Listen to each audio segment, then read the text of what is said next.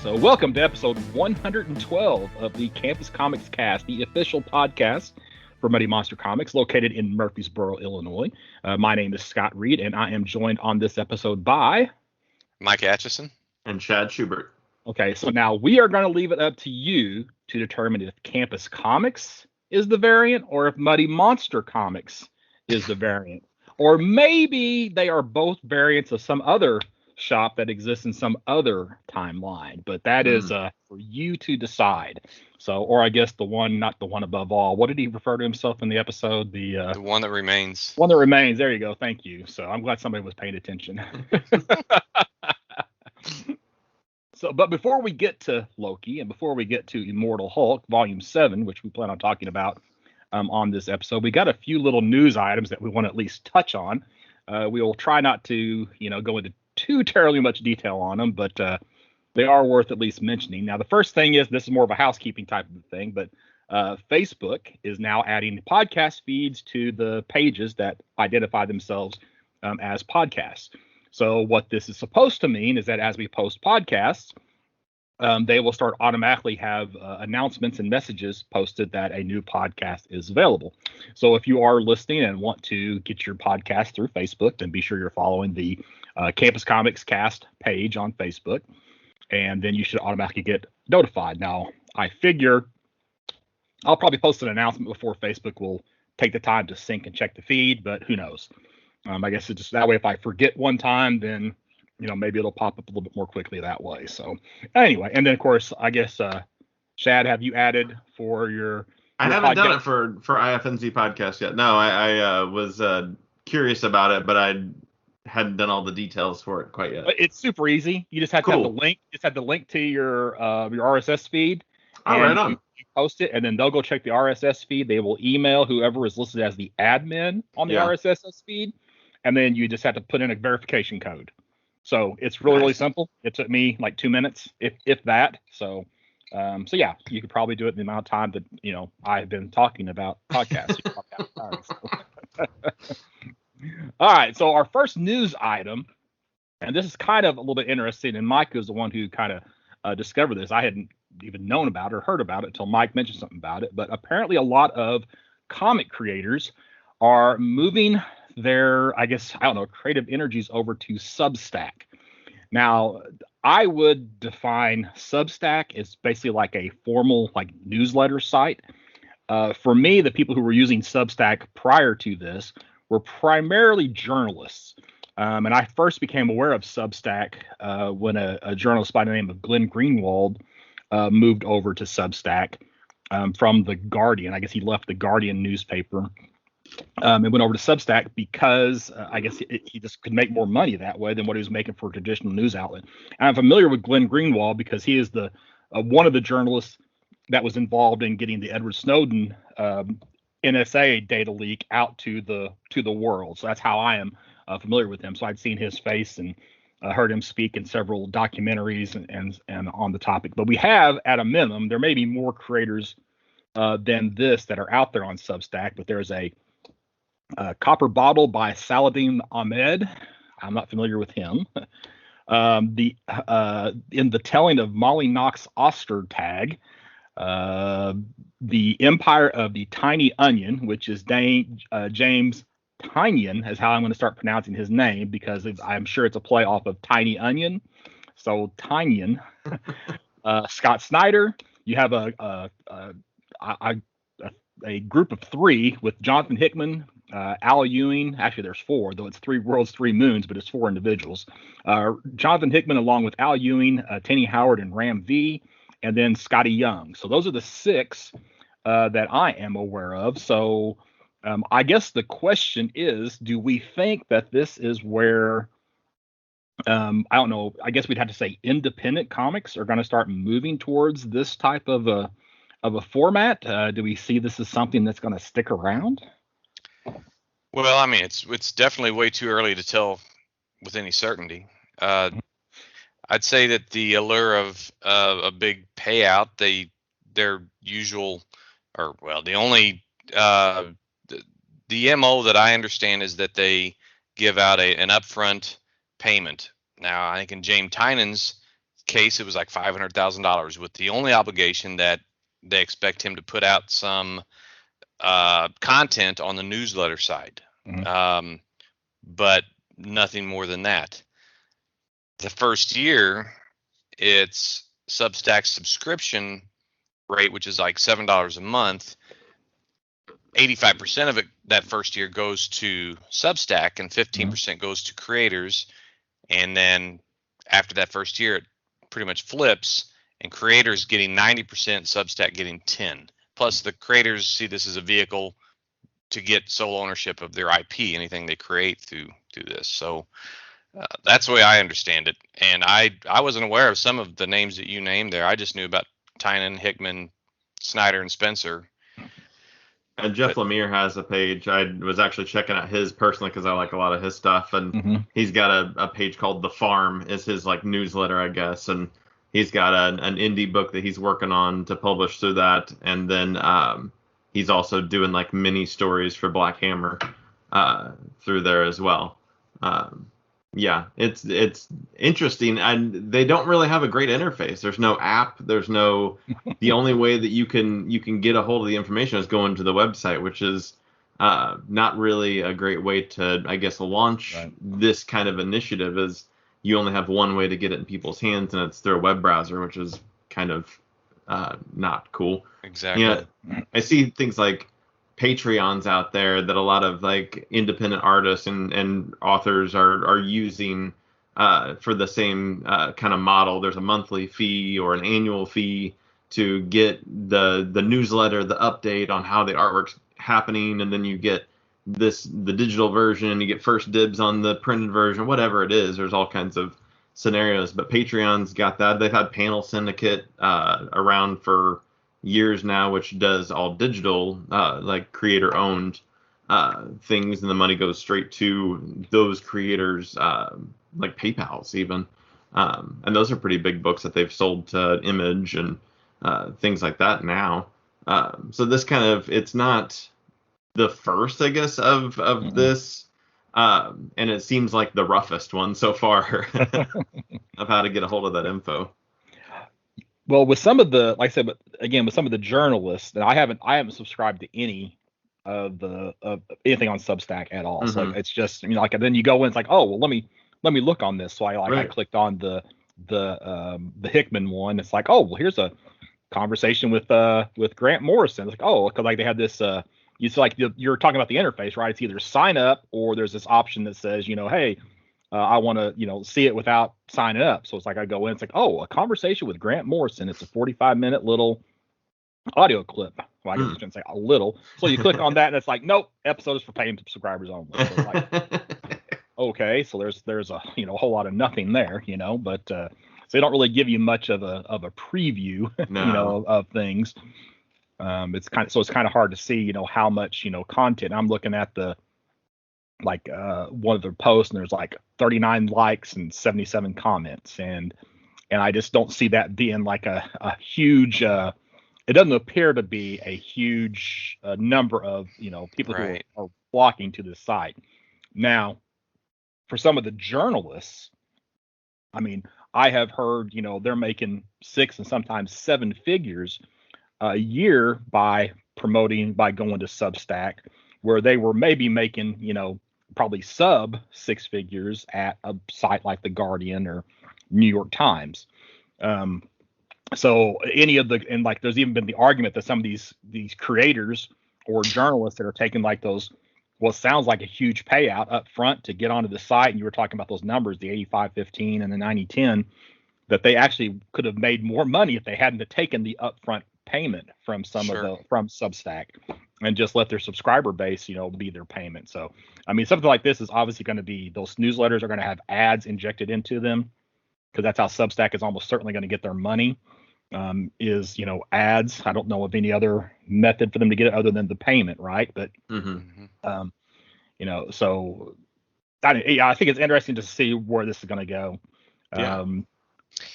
That seems to me the biggest disadvantage that they're not really addressing is how this is presented. If it's just on a web page, I don't think that's ever been successful that I know of. I mean, you got to remember, we used to not have cell phones, so the web was how everything became successful. So I don't, and ultimately, what your content is going to be in the form of a newsletter or something that you receive, almost certainly, I guess, through email, because they ask for your email to sign up, or they could probably have an app related to it. And that's how you're going to get your content. So yeah, it's like, to me, it's like the opposite. It's like, I hate it when things are like mobile device only, like Instagram. Yeah. It's like, I try to post comic books for sale, so I have to use my phone to post the pictures, because I can't do it on my desktop. Everything's already on my desktop. I have to go to my phone and type on the small screen, to actually post something up, because you can view it on the web, but you can't post anything from the web. So, I'll just score your comment there. What I look for them to probably do, there's a lot of like RSS newsletter feed catchers out there, like Feedly. There's a new, I use Feedly for if I get my news from The Guardian or comicbook.com or whatever, I just feed them all in through that singular app. And I look to them to probably create a newsletter RSS feed custom to what your followed creators are. And that would be probably the best way to handle it. They don't have to create their own app. They just pull it into existing, the one that you're already using. You don't have to, just like a podcast, you don't have to get a podcast app for Campus Comics Cast. You just pull it into your one you're already using. Well, the problem with that is most of these news feeds that you're pulling down into a reader, you're not paying for those news feeds. Some of them have custom logins for them. Okay, so maybe, but for the most part, if it's just a URL that's a link, there has to be more to it than just a URL, because if all it is a URL, then anybody can get it for free, and obviously this is not for free. So the point I was trying to get to earlier was that this isn't unique in that it's original content. I mean, the Comixology has original content, right? Yeah, and there's an app, and it's fairly easy to navigate, and it comes with a lot of bells and whistles. But it's not the idea that they're putting this out there. They're shaking the status quo up, which is great, because I think you don't ever want the two big companies to be too comfortable. But I think there has to be more understanding of what people are getting and how they're going to get it. And I heard the same thing about it's going to be an email that you get, but I don't find that appealing whatsoever. No. See, I told you how old school I am, because like I live in email. It's just that's where I like to get things done, is inside of email. So. Well, yeah, but not for not for that. I don't know. It's anyway. But yeah, I don't want to read a comic book coming to me that's been sent to me through an email, or even a link to a website where it's just a static image of the page. I do like the Comixology and the Marvel Unlimited app, where they have the, you zip panel by panel, as opposed to page by page reading, which is the only way that Atchison reads, is page by page. Page by page, but sometimes panel by panel. So I refer back to the last quote on the article I read, is that experimentation and distribution, money coming into the industry, it's all good for the business. So I applaud them for taking some steps to try something new. If you're a big enough name like the ones that you just named, Scott, it's not that much of a gamble, then I think it's fantastic. But that there's a limited number of creators with that kind of name recognition. So. Unfortunately, there's not a single one of these creators that I'm going to sign up for. I'm going to pay to sign up for something, not knowing what I'm going to be getting. Sight unseen, yeah. Yeah, exactly. I mean, I like Hickman stuff, but what am I going to get on this page until there's some evidence out there about what I can expect to receive? Right. I'm not signing up for it. And I bet 6 months ago I was saying, I've become a creator following, if I pick up a book based on the creative team. And now this makes me rethink that statement. Because now I'm like, well, if I think one of Tynan's, his first piece of fiction that he's going to put up is something called Blue Book, and I just wish I had more than that. I think he's a fine writer and does good with established characters and sometimes with just new things that he's creating, but it hasn't blown me away. Not everything I've seen. So a subscription is a big commitment. So I'm looking at the Tynion pet feed. All right. So it's got. Now I may not be seeing everything. I don't know. So I'm seeing 1, 2, 3, 4, 5, 6, 7. I'm gonna call them posts for lack of a better word. So we got Blue Book Chapter 1. Then there's like these little updates. There's an update. I mean, there's obviously more because one of these is like Thinking Bat Thoughts number 6. Okay, well, I'm not seeing 1 through 5, so there's obviously more content than what I am seeing. But I'm not going to pay to get his thoughts on his writing process behind the Batman books. That's what, if I wanted to read that, he should be putting that in the letter pages. I shouldn't have to go pay for a subscription to that. So I'm looking at this, and the only thing that I would see that I would potentially want to pay for is this Blue Book. And when I click on the Blue Book, I get, well, I don't know, I take that back. I see 1, 2, 3, 4, 5, 6, 7. Okay, I'm seeing almost the entire first chapter. So I guess I should read this. So at least there's something. But $7, even if I'm getting 2 chapters a month, that's not equivalent to a single book. And I already complained about paying $4 and $5 for a single comic a month. $7, for half a book is not what I want to do. Yeah, I mean, I'm just now getting used to the digital format, and I mean, I'd say just now, probably in the last couple of years, I've embraced it. I've signed up for at least 2 of the 3 subscription services, but you're right. You got to get some bang for your buck. And do they mention who the artists are on? Oeming and Bidikar. Oh, I know. I've heard of Oeming or Oming or whatever. Yeah. Yeah. I mean, it's when they say Blue Book, I mean, it is black, white, and blue is the page.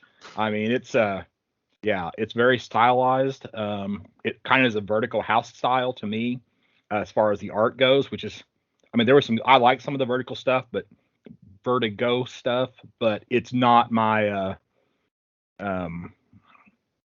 preferred way or not the preferred art style, I guess is what I should say. Yeah. And okay, so I'm looking at this first chapter, and there's a PDF download, which again, you're reading full pages, and there's a CBZ, which is the typically what has been considered the way that people bootleg comics, the CBZ and CBR files. But they have a CBZ download. And I don't think those CBZ and CBR downloads support like the panel by panel reading. I think it's still a page by page thing, but I haven't read a CBZ or a CBR file in a long, long time. So I can't say for sure one way or the other. It does, but not in like not as exact. I just pulled one up. Is it a compressed file, that format? Yes, all it is the CBZs is a zip file that has all the JPEGs or whatever format they have the pictures in, and the CBR is a RAR file. I'm familiar with that. Yeah, you could open up, you could unzip them or unrar them, and you would just see all the pages individually. Yeah, I see. So, So anyway, just something I guess to make everybody aware of. Well, for the audience, you're going to go ahead and subscribe, right, Scott? Just so you can report on this. I will commit to reading the first chapter because it's free. I'm going to download it right now. I will commit to read the first chapter of Blue Book, and everybody, all 3 of us should because it is free. So yeah. Is it $7 for everything that's on there, or is it for each creator is $7? I assume that it's $7 per creator, but I don't know that. That's what I thought too. Okay. Because I haven't subscribed, so I don't know. But like I'm looking at his page, and I don't feel like I don't know how many months of content this is. Okay, so this Blue Book 1 is dated September 1st. So we're looking like in the month of September he released 2 chapters of Blue Book. So it's 2 chapters plus his thoughts on Batman, worth $7 a month. I don't know. I guess if you're hardcore into his Batman. And can I wait and do it every 3 months, and I can get 3 months worth for $7? Can I go back? Yeah. Because my 2 read piles backed up anyways. So exactly. So it's like the reason why I haven't subscribed to DC Infinite is I haven't got through all the stuff I want to read on Comixology Unlimited and Marvel Unlimited already. I don't need to subscribe yet because there's nothing I'm still got stuff to read. So anyhow, I don't know. Mike, you got any last thoughts on this? We'll let you get the last word in. Well, I think it's, like I said, it's admirable that there's something new being tried, but I'm far from sold on it. And but I was, digital comics, Comixology, all those. Are you stuttering or are you losing your internet connection? I'm a latecomer. Oh, I probably am losing some internet connection. Sorry about that. Okay. Somebody must be streaming Netflix at your house. So no one here but me, unless the dog's doing it. Okay. All right. So here's a positive story. Before we get into another negative news story. So Shang-Chi just topped the box office for the 4th week in a row, which at this point makes it the #1 movie of 2021. So that's great. We haven't actually done a review yet for Shang-Chi, and we're going to hope that Atchison will see it here in the next couple of weeks, and then we'll talk about it then. Or I guess we can wait for it to hit Disney Plus, and then you can, because it's going to be on Disney Plus November 11th. November 12th, something like that. That's a little late. That's a month and a half out, so I don't know. We won't hold it against you if you want to make us wait till then. But I'll try. Okay, all right. I got good things and bad things to say about it, which I think is probably what all of us would have to say about it. But anyway, so it's #1, 4th week in a row. That actually kind of surprised me. Of course, it will lose the #1 spot next week for certain with the new Bond movie coming out. And also Venom coming out. So you're going to have 2 new movies next week to take over that top spot from Shang-Chi. But it had a good 4-week run, which surprised me. So, because I don't know that Black Widow stayed #1. Was Black Widow #1 even for 2 weeks in a row? I don't know. I don't remember it having a lot of staying power. Yeah, at best 2 weeks, and almost certainly not 3. So something followed it real quickly afterwards. I can't remember what it was, but there was something that dethroned it. Yeah, and then plus it had the split Disney Plus theatrical release as well. So, anyway, all right. So now this is actually something that I just became aware of yesterday. So I have not done a lot of research on this topic. But if you pick any search engine of your choice and type in the name Steve Ditko and then go to recent news, you are going to see a list of articles. Speaking of lawsuits, and depending on which article you read, it's either Steve Ditko's estate is suing Marvel, or Marvel is suing Steve Ditko and other families over control over characters, and it's back and forth. So what I think, from having read several of these articles, or at least skimming several of these articles, is that we're in what is this magic window for copyright. I don't know that renewal is the right word, but maybe it's more like copyright termination. And I guess a creator, after a certain amount of time, has the right to terminate the copyright. And we're in this window of time that both there's like a 5-year window that for Spider-Man and Doctor Strange are both inside of this 5-year window. So apparently Ditko's estate is suing Marvel for rights to the characters. And then now Marvel is countersuing the Ditko estate, and by the way I gather it, they are also, since they are creating this lawsuit, they are going ahead and countersuing for like the estates of like Don Heck and maybe Gene Colan, because this is going to bring in some additional characters. So for this 5-year window, and this is coming from comicbook.com, the characters that are involved include Thor, Iron Man, Ant-Man, Spider-Man, Doctor Strange, Black Widow, Hawkeye, Captain Marvel, Falcon, and Blade. All right, and every single one of them have either been in a movie or will be in a Marvel Cinematic movie within the next 18 months to 2 years. So, because like Blade, I think is the one that is furthest out of these films. So, and I guess we haven't gotten a Captain Marvel that was the colon creation Captain Marvel or co-creation, but I guess Carol Danvers is also was in the second appearance of Captain Marvel, so that's probably more of an issue of Carol Danvers than it is of Marvel. Now, there's obviously there's the big story about the pay that these creators have received for their creation. I'm going to start with Ditko. I think Ditko was an incredible talent, but I am happy that he is not the sole copyright owner of Spider-Man and Doctor Strange, because he has some bizarre thoughts on his creations, and we honestly would not have had any, new Spider-Man or Doctor Strange material in the last, I don't know how many years, because he had moved on to other characters. And if it was solely up to Ditko to determine what was going to be done with these characters, we wouldn't have any of the movies and comics that we have right now. So in that particular case, I think it's best that a group like Marvel had control over these characters.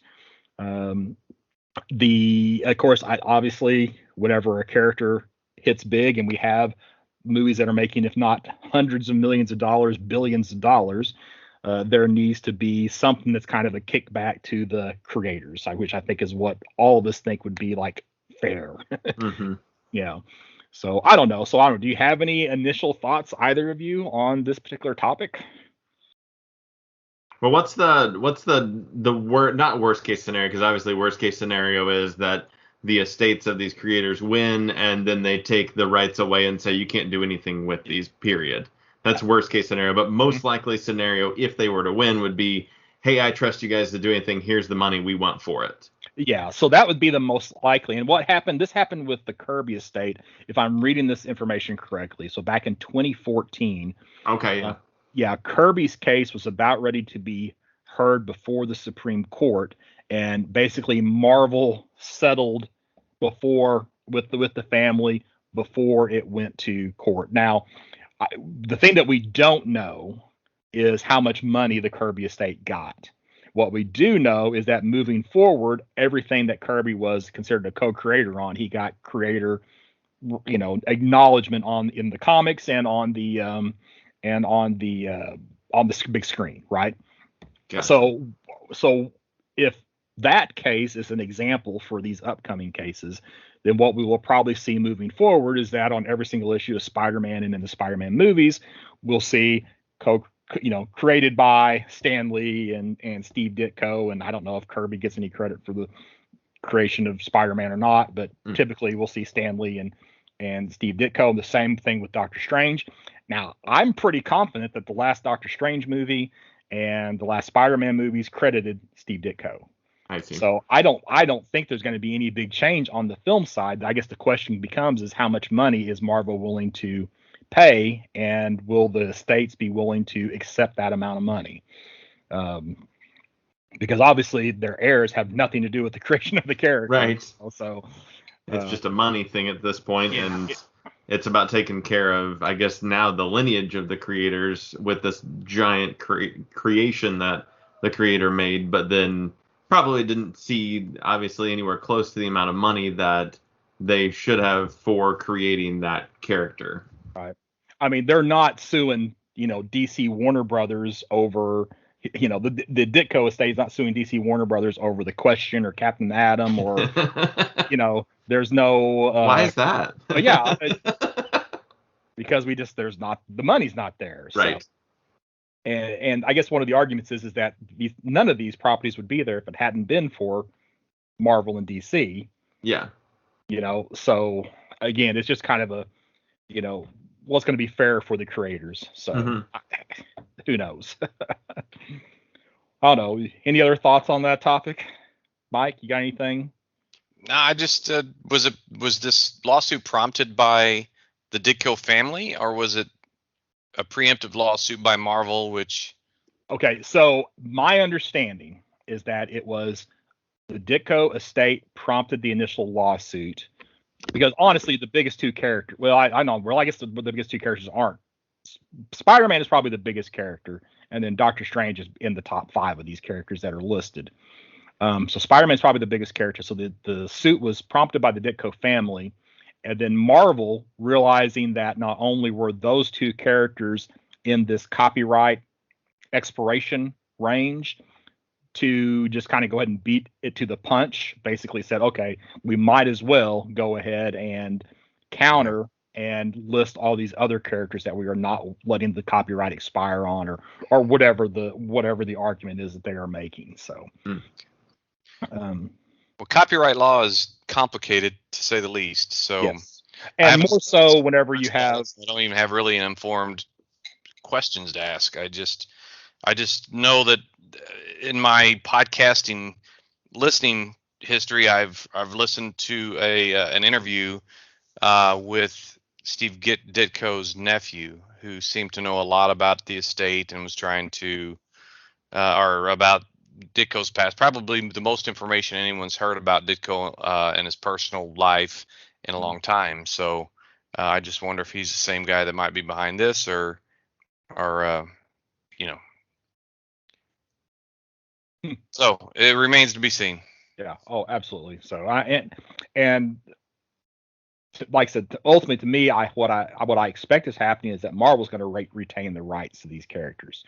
We saw with Ghost Rider and Gary Friedrich how Marvel could really, if they wanted to, kind of bring the big stick, and they basically went as far as to tell Gary Friedrich he could even claim to be the co-creator of Ghost Rider as part of that particular suit.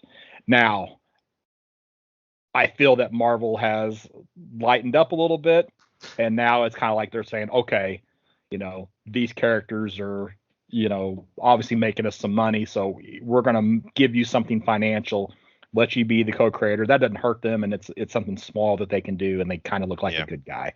And that's kind of what I expect will happen, from this. But again, if these characters weren't popular, I mean, I keep going back to Captain Atom because that's a Ditko creation or co-creation. Yeah. Yeah. So, they're not suing DC over Captain Atom, and he was created, around the same time frame, so they're not worried about the rights of that character. It's just the Marvel stuff. And again, it's because Marvel has made it something successful. So it's not the comic book money that they're worried about. Exactly. Yeah. Right. Yeah. And to me, all these arguments always go back to, it always goes back to Kirby with me. But it's like, when DC or when Marvel filed for bankruptcy one time, and they were bought out for like $2 million, and Kirby's response to that was, well, Ant-Man's worth more than $2 million. Yeah. And he was right. Now That's it just right. took 20 something years for that to materialize, but he was right. So somebody had to be able to move it along for that time period to get to that, big payoff. So, All right. Anything else on that topic? I did something just to keep your eye out for, just to kind of, I'm sure it'll be in some of the news. Okay. We did Loki, right? We haven't talked about Loki yet. So in case you have, had your head buried in the sand someplace, Loki has wrapped up several months ago now. It's 6 episode run on Disney Plus. And we haven't really. Did we even talk about the first episode? I don't think we even talked about the first episode. I don't think so. Yes, I think did we do a preview? Oh, okay. We did one. Okay. Episode 1. Mm-hmm. Okay. All right. So we thought we should come back and discuss the final 5, so to speak. So now I didn't write up any notes or anything. Do either of you? Did any of you do a synopsis or anything? I got the wiki page. It has like the the reminder of the 6 episodes. Are we just going to kind of talk about it per episode, or are we just going to talk about the whole thing? I don't have extensive notes. I've just got my thoughts on episode by episode. So it's Same. I don't think a synopsis would be something we want to do, but I think it's I wouldn't say it's a tight story, but it's short enough. I think we can cover it pretty well. All right. So, well then, Mike, why don't you just go on with your thoughts on episode 1? Or do you want to start on 2 since we already reviewed episode 1? Well, I mean, I ended up watching it all over again. It's it's a big leap and I think they were pretty successful in moving Tom Hiddleston from the beloved villain to an anti-hero. But what moved him the needle in that direction was Owen Wilson as a co-star. And again, it's hard to really speak too much to this without getting into synopsis and talking about every step of the show. But I have a Wikipedia synopsis right here. I'm more happy to read. You're good at recanting that stuff. Go ahead. No, I'm not recanting. I'm just reading off of the screen. So. All right. So here is episode 1, Glorious Purpose. All right. Loki's arrested by the TVA when he creates a new timeline after escaping the Battle of New York with the Tesseract in 2012. The TVA resets the timeline, and this variant Loki stands trial in front of Judge Ravonna Renslayer for crimes against the sacred timeline. Loki blames the Avengers, who travel back in time to 2012, but Renslayer says their actions were meant to happen, unlike Loki's escape. Mobius takes Loki to the Time Theater to review his past misdeeds and question his history of hurting people. He reveals that Loki, in his intended future, inadvertently causes the death of his adopted mother, Frigga. Loki attempts to escape, but gives up after realizing that the TVA's power exceeds that of the Infinity Stones. He returns to the Time Theater and watches more future events, including his own death at the hands of Thanos. He then agrees to help Mobius hunt another Loki variant who has killed several TVA agents and stolen their timeline resetting charges. Yeah, that's what happened. Okay, there's a stop. Wait, is that what happened? In episode 1? Well, in one timeline that happened, but okay. No, it's actually I enjoyed. I mean, the very first part of the show, that episode 1 was a lot of fun, and actually all of episode 1 was fun for me. I do remember us talking about it now because I had that one comment that was like they add in all these cuts of like just Tom Hiddleston standing there and like looking sideways at things, which gagged with the which kind of felt a little bit silly. But yeah, then of course him recognizing, the power that the TVA has because they keep Infinity Stones in their desk drawers. Yeah, paperweights. But now that is actually something that they pulled from the comics though, because there's in some Fantastic Four comics, they talk about like there are multiverses where Reed Richards has the Infinity Gauntlet, but your one Infinity Gauntlet doesn't work if it's taken into a different. Oh, I see. So they only have power in their correct universe. And I guess since they are outside of any universe, those Infinity Stones just don't have any power there. So, but yeah, it was definitely a solid issue. So, and I think it really was a stinger to Loki to realize that he was responsible for Frigga's death. So that really to me is kind of like the one thing that really, really changed.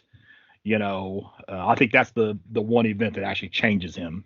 At least in my opinion. So yeah, it's really what kind of kickstarts his development as a character, like you said, from a villain to an anti-hero. Is that kind of kicks it off for this whole series. All right, so episode 2, Loki joins a TVA mission. This is called The Variant, is the title of the episode.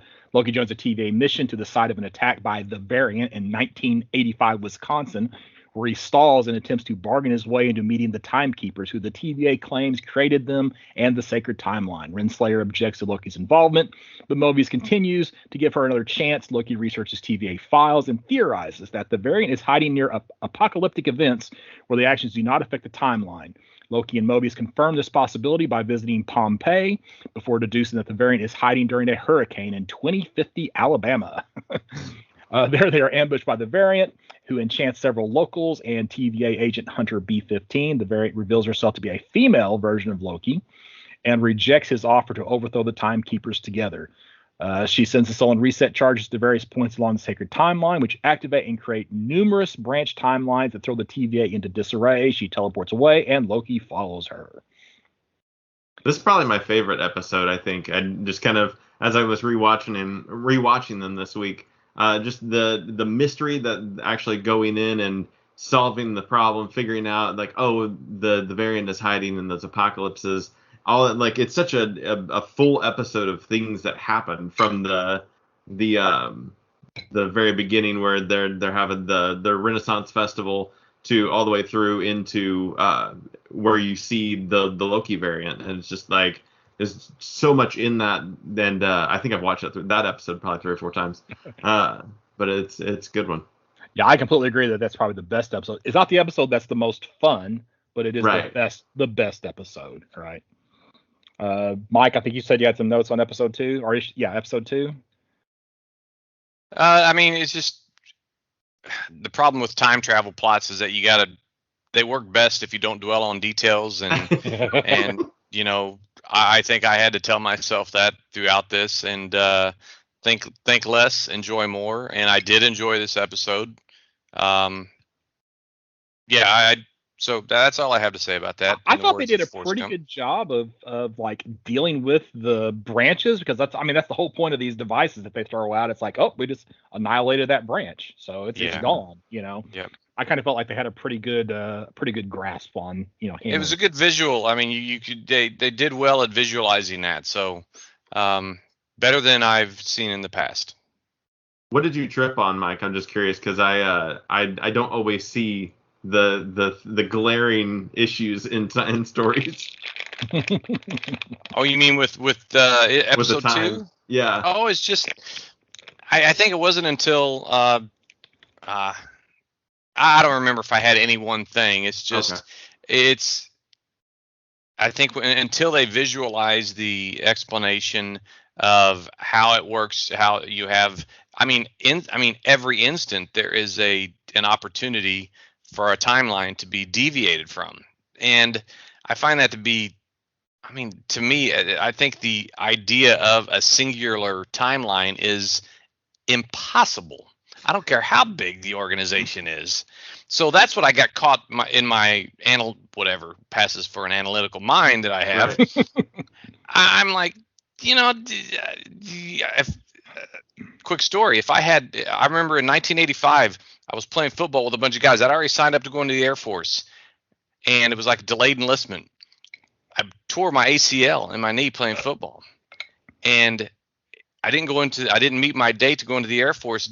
So I ended up getting a job at the prison. If I hadn't have played football that day, I would have never met my wife, wouldn't have had the kids that I have. And so to me, those instantaneous things is, hey, TVA, good luck trying to track my life. But it's just kind of, but once I got past it, I enjoyed episode 2. It was, my issues with subsequent episodes were different, but I wish I could pinpoint the idea. It's just the general idea of this being such a, they try to make it a very concrete thing and less abstract than what it is. So I think one thing, Mike, is you're used to how multiverses are handled in the DC universe versus how multiverses are handled in the Marvel universe. And typically, and of course, if you've been watching What If, then that's no longer the case because of how they intro in What If.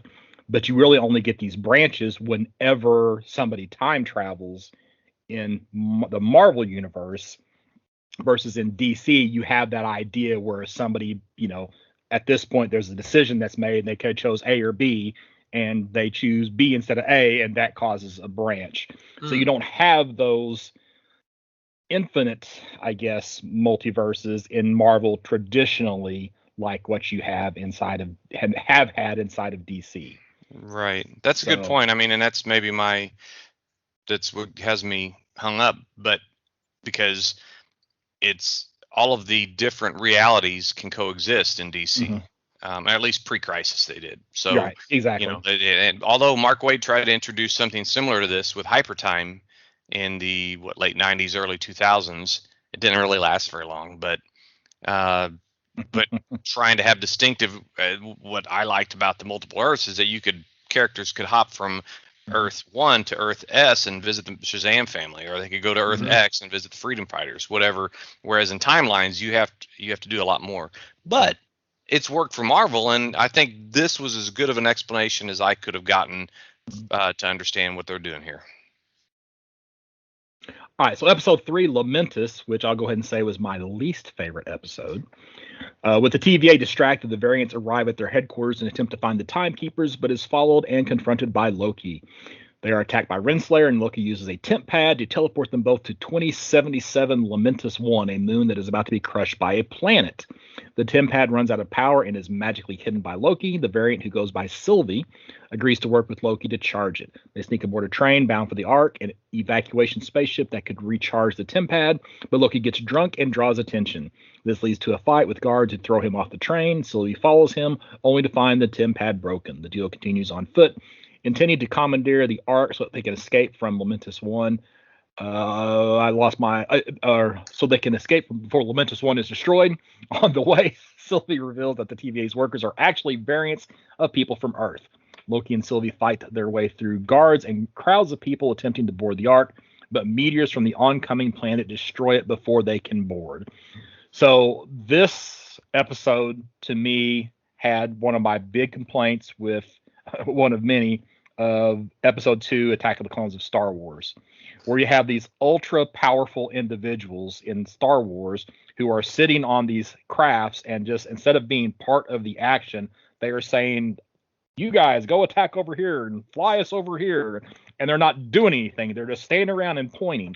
And you have this scene that goes on way too long of Loki and Sylvie running through the streets, and they go down one street and it gets blocked off. So they have to backtrack down another street and it gets blocked off. And then they go inside of a building and it gets knocked over. And they spend like what feels like a quarter of the episode, though I know it's not that long, just running it down to different dead ends. And you have like these two, in Marvel terms, Asgardian gods who can do a whole lot more than just hold each other's hands and walk down streets. And that's what they're limited to for a good portion of this episode. So we kind of have this, they're not in the TVA now. They're not supposed to have that limitation on their abilities. So I think it was, I don't know. I just didn't care for that. There are lots of other ways. Loki has a pretty good set of powers, and they could have gotten from point A to point B a whole lot simpler than just jumping on a train. So this was a story thing that they wanted to do. Yeah. And to me, it just kind of fell flat. That train went on forever. Mm-hmm. The train scene felt like it was half the episode. Yeah. Yeah. So we got half the episode with this and half the episode of that, and the other half. Yes. Wait a second. That's the we got a problem. It's the episode I fell asleep in. Although, Yes. I mean, it is. I I was like, I got to stop because I keep falling asleep. But it might have been partly because it was late for me, 9 o'clock or something. But I think that either way, it just that protracted escape scenario is a big reason for like, oh my gosh, push the plot forward a little bit here. Yeah. I mean, I like that this was the episode that introduced Sylvie. I think she's a good actress.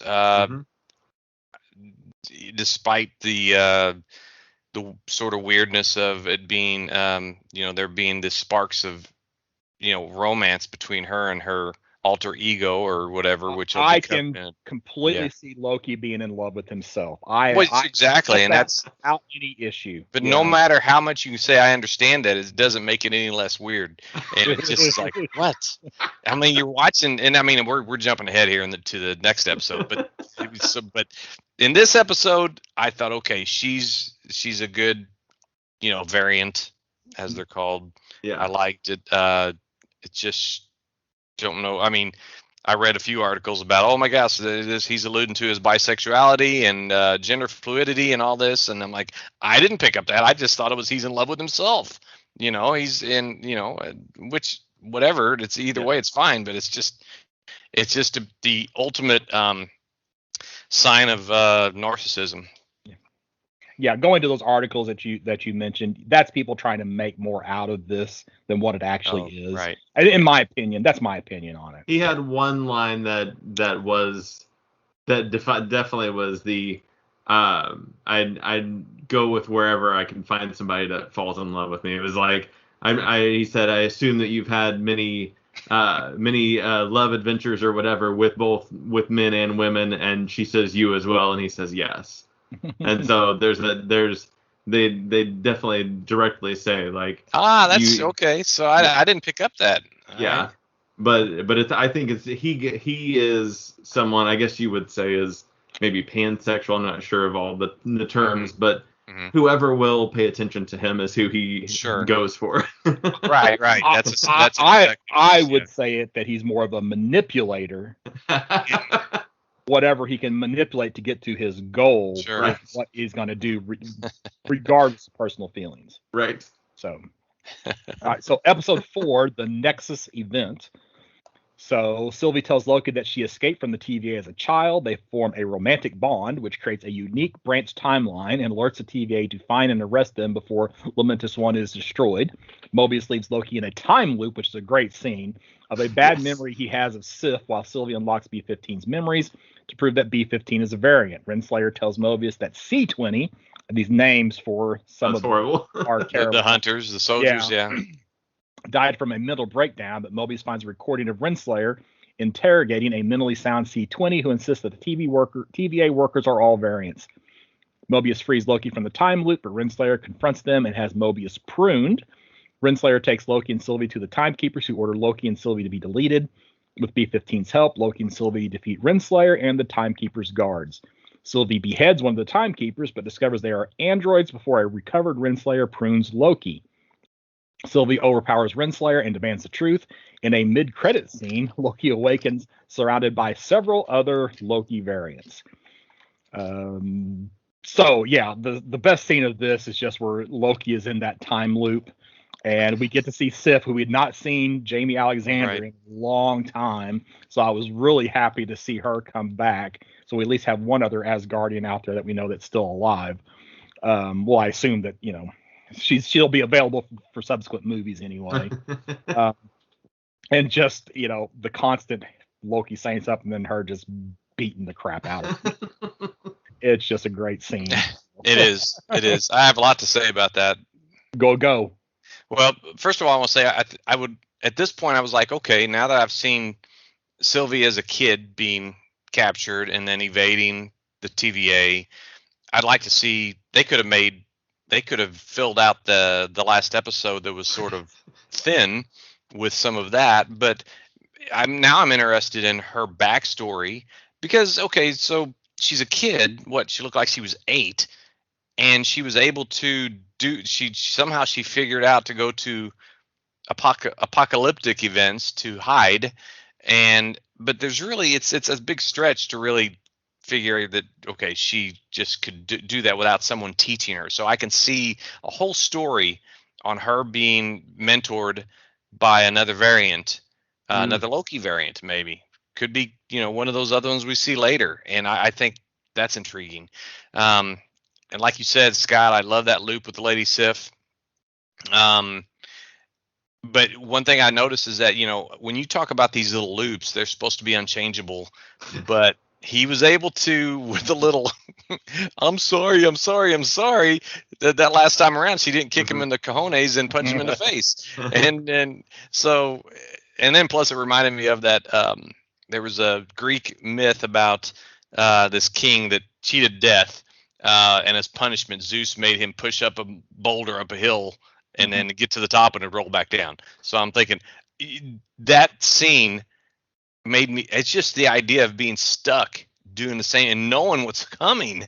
That is true torture. But yeah, that's one of my favorite parts of the show.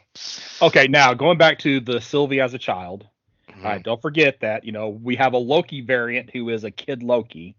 All right. So their appearance does not directly reflect their actual age. So just kind of keep that in mind. So even though she has the appearance of a child, and I think that's probably the vibe that they want us to get, she could have been 5 years old or 500 years old and had the same appearance. And we talk about, Loki being a shapeshifter. He could appear as a child now if he wanted to. So interesting. I didn't pick up on that. Now, I think that that's me adding to this more than what they want. I think that they probably intended to be, she was young, but it doesn't necessarily have to be that way. And to what you're saying about there's lots of room for story, well, we are going to have a second season. So, and they haven't started, as far as I know, they haven't started filming that yet. So there's lots of room in there for us to get a lot more back history on Sylvie in the second or even the third season. And they could be setting this up for, we don't know how many more movies Tom Hiddleston's going to do. Yeah. But I think the reception that this character has received from the series, I think people would be accepting of her taking over as Loki come Thor 5 or Avengers, right? The next Avengers or whatever. I mean, that would definitely be a possibility. So I do like the term Nexus event for this episode. In Marvel, there are some characters that are directly related to the Nexus, and one of those big characters is Man-Thing.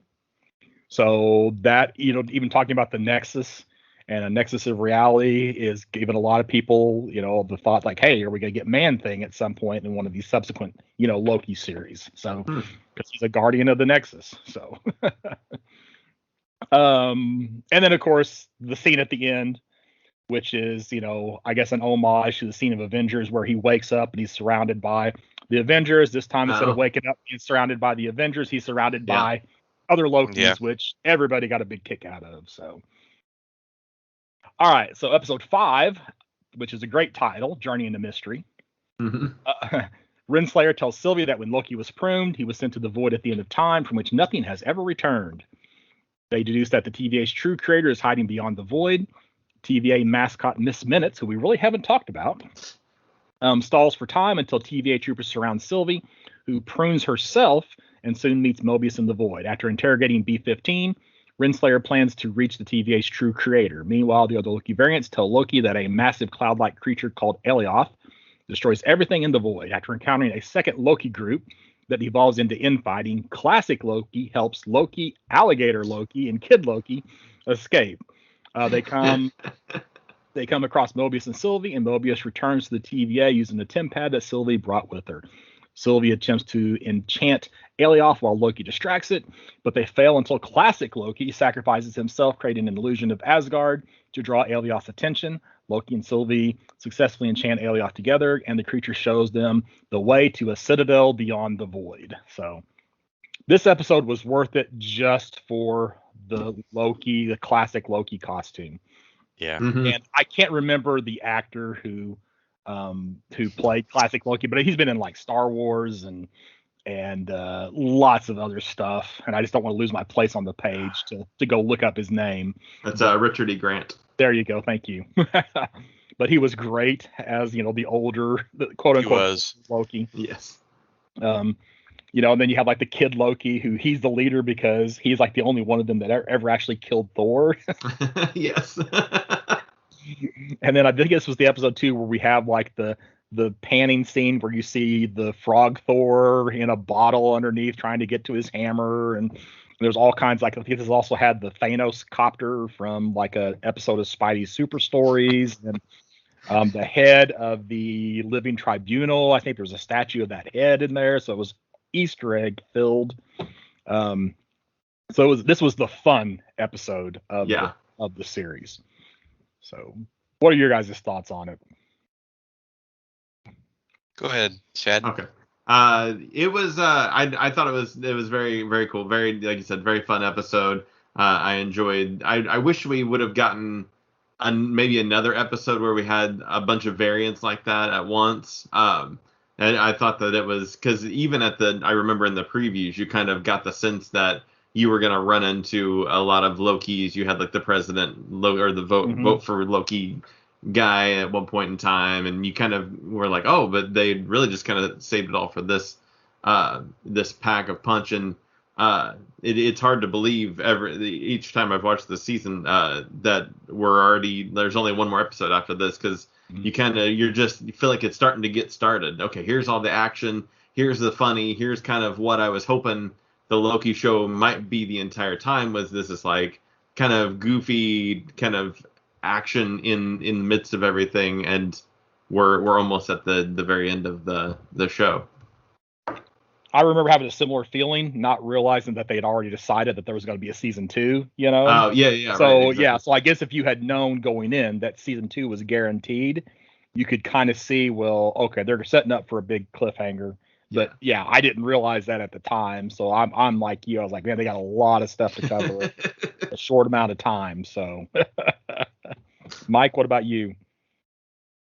My first thought with that Alioth, is that how you pronounce it, or how'd you pronounce it? Sure. Alioth. Any way you want. It reminded me of the smoke monster from Lost. Oh. And but much bigger and much scarier. And I mean, Loki and Sylvie holding hands and concentrating hard enough to dissipate it was a bit far-fetched. Could have been more creative. I know that was supposed to be like an enchantment, but visually it didn't show much more than them just holding hands and concentrating. But I really enjoyed when it did part and you seen the castle. And the first thought I had was Doctor Doom. But I'm like, wait a second, that's not the villain. It's supposed to be Kang. We're all supposed to know this. Okay, well, just real quick. Yeah. I mean, some Doom has occasionally speculated that Kang is just a future version of him. So right. Yeah. I did some research. You guys know I don't know my Marvel history by heart, but I did some research in there. Kang in some instances is considered or thought to maybe be a descendant of Doom or whatever. Maybe I noticed that Kang's just the ultimate time traveler in the Marvel universe. So but anyway, I really enjoyed this as well, even though there are things I don't pick up all the Easter eggs in the last episode, or maybe some in this one as much as you would, but this was a good one as well. And like you said, by this time we knew it was they were setting up. There was definitely going to be a second season. So I'm glad there was, because otherwise it would have been a very anticlimactic. But I'll stop there and we'll move on to 6. Okay. All right. So 6, for all time, always. Renslayer leaves on a mission to find free will after Miss Minutes gives her information from the TVA's creator, He Who Remains. B-15 proves to TVA troopers that they are variants by showing them a Renslayer variant who is a school vice principal. Meanwhile, in the Citadel, at the end of time, He Who Remains tells Loki and Sylvie that he ended a multiversal war between his variants by using Alioth to destroy alternate timelines and created the TVA to maintain this peace. As he has grown weary, he offers them a choice: kill him and risk another multi-universal war, or replace him and oversee the TVA and a singular timeline. Sylvie wants to kill him, but Loki pleads with her to stop. They kiss, but Sylvie sends Loki back to TVA headquarters. She kills He Who Remains, unleashing a multiverse with alternate timelines that the TVA cannot prune. At TVA headquarters, Loki warns Mobius and B-15 about He Who Remains variants, but they do not recognize him, and Loki sees that a statue of one of the variants has replaced statues of the Timekeepers. Dun, dun, dun. And Loki will return in season 2. Which feels like a James Bond reference to me, but so yeah, I will say that I would have liked to have had a complete story. So I would have liked this to have gone 3-4 more episodes for this season. Right. But I guess it gives us something to look forward to. So, and I'm sure we'll have some discussion about He Who Remains. But what are your other thoughts on the episode?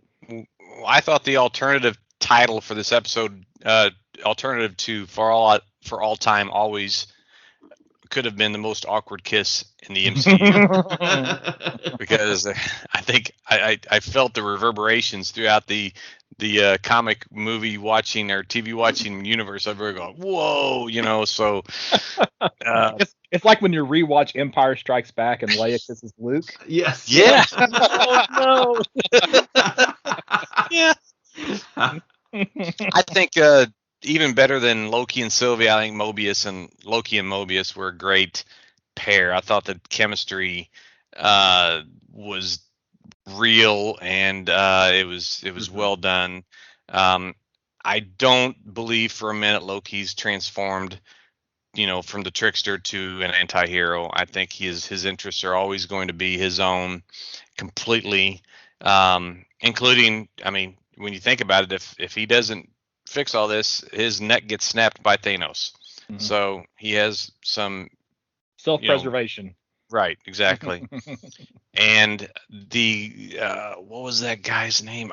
He was the He Who Remains, at first I'm like, this guy his name's the actor's Jonathan Majors, but he did a good job. But I'm thinking, man, this guy's kind of goofy. But then when you see the statue of him as Kang, I guess afterwards, I'm thinking, well, he looks pretty imposing there. So he can be. So Jonathan Majors was in Lovecraft Country. He was the main lead in that show, and he's a totally different character. Like, he's very like quiet, very stern, kind of an innocent guy, but like just like doesn't have a lot of worldly experience to him. But just the way when I first saw that he was cast, I was like, well, that's going to be interesting. But he's got some range, because he's really goofy. So I could see him being kind of a scary and menacing character. I could see him playing quite a different range if he's going to get to play the multiple versions of himself in future projects. Now, I had read or been told that his addition at the end of this episode was kind of a late addition, that they were probably going someplace else, or maybe we're even going to end it basically at the time where they go into the Citadel, and then that was going to be where Loki will return in season 2. And then this was kind of added in, kind of, late in the process. I don't know that for a fact, but and I feel like that really, this view of who is ultimately the same actor is playing Kang. He's never referred to as being Kang in this series at any time, but the same actor who is playing Kang, and they're thinking that, is this how he's going to play Kang in Multiverse of Madness and et cetera, et cetera, I think has really, really thrown a lot of people, and they're like, that's not what we want from Kang. That's not my Kang, Yeah. But I guess we have to remember that this is just the version for this series. Yeah. And whether or not he actually is the non-variant or the original, as opposed to what we'll see in some of the other films, I'm sure they probably will think that they're not a variant, that it's He Who Remains that's the variant. But I think we'll get a much different play on this character, and I hope that we do. That's not the character that I want as the big bad for the next 3 or 4 Marvel movies. So, but I think that's what's bothered a lot of people about this episode. Yeah. I'm sure we won't, though. I'm sure it'll be a more serious bad guy. Yeah, for sure. Yeah, and I'm assuming they have to do it this way because they're going to address these changes in Multiverse of Madness before Loki season 2. Mm-hmm. So they probably had to take it this far into the timeline so that everything could be addressed throughout that. Now, I'm going to go ahead and throw this in here now. I am of the opinion that these Disney Plus series are kind of like the big events that occur in Marvel Comics, which there may be a whole lot of pomp and circumstance, but ultimately nothing changes, because I think that Marvel's going to keep it where if all you watch is the movies and never watch any of the Disney Plus series, that you won't miss anything. What are your thoughts? Do you think that the Disney Plus series are as significant as Shang-Chi and Black Widow and, what's the next one? Doctor Strange. Oh, wow. Well, I mean, Scott, I'm a Marvel watcher, not a reader. Mm-hmm. And I think I can pick up what's being laid down no matter how much I've seen or not seen. I don't know. I can't imagine they'd have it so tied down that you couldn't understand what's going on without watching the TV series. I'm sure it's going to be loose enough that it's I keep referring to the Mondays as, they used to be referred to in I think that's Muggles in Harry Potter. Mondays in the Fables TV story. But, for people that aren't comic readers or comic knowledgeable, they're going to have to make it accessible. And I think they do it either way. Well, here's just an easy question. Do you think that they are just going to start Captain America 4 with Sam Wilson at the helm, or are they going to explain it?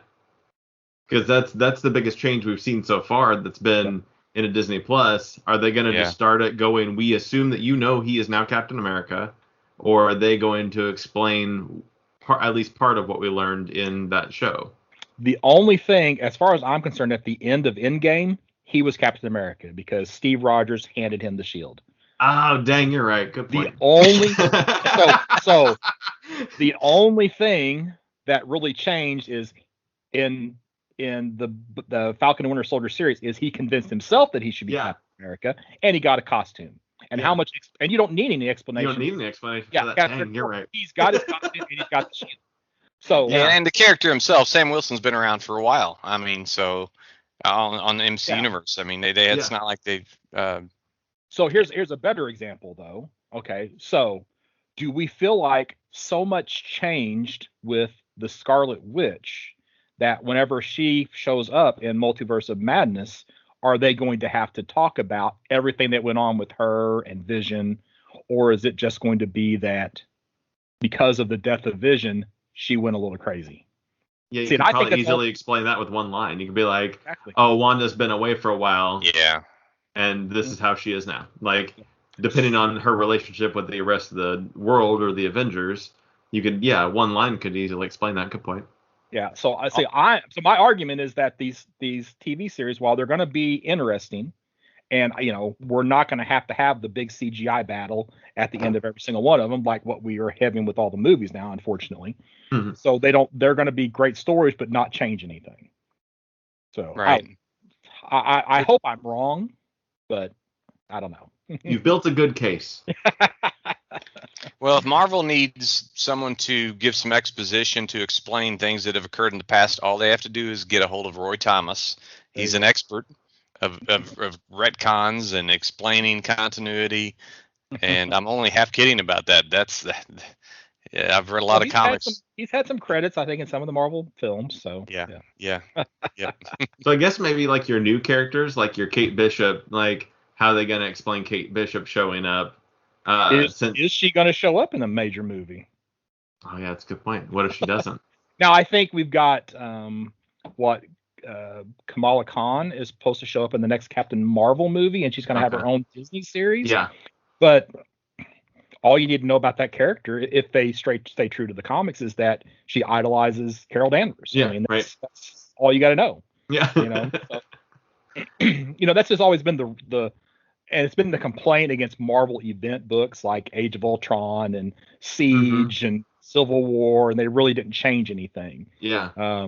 So I feel like these Disney Plus series are going to be interesting but not change anything. So I hope I'm wrong, but I just wanted to see what everybody else thought about it. Well, and I mean you're completely right about some of the characters we're learning about is with the Lady Hydra of it all. Like that could all be completely contained within the Disney Plus series as well. We could get our Dark Avengers or whatever whatever she's up to could be its own Disney Plus series, and that kind of big event that would be battling characters could all be contained. It may not even hit the movies at all whatsoever. But at least those are on most of those events are in the tail end. Well, I guess it wasn't for Captain America or Falcon and Winter Soldier. Yeah.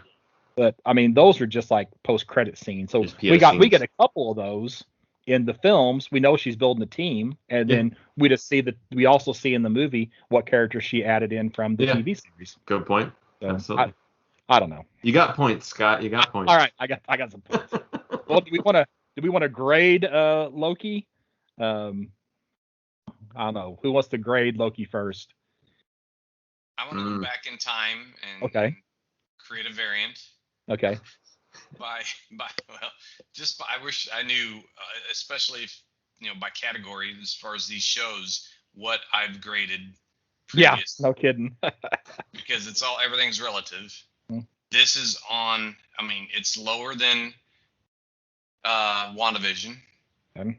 It's probably just because I like your standard superhero fare better than Magic, and it's probably a tad lower than Falcon and Winter Soldier. Is this the third one? Yeah, so it's okay. Okay, so we're going in that order. Whatever I graded those, I'm a half a point below. I would still say it's a very fine plus, easy. It's enjoyable enough.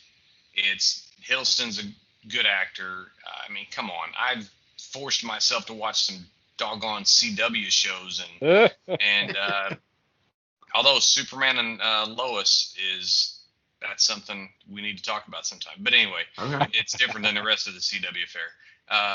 It has more budget. There you go. Yes. But I'd say, yeah, very fine plus. I'm the exact same. Very fine plus.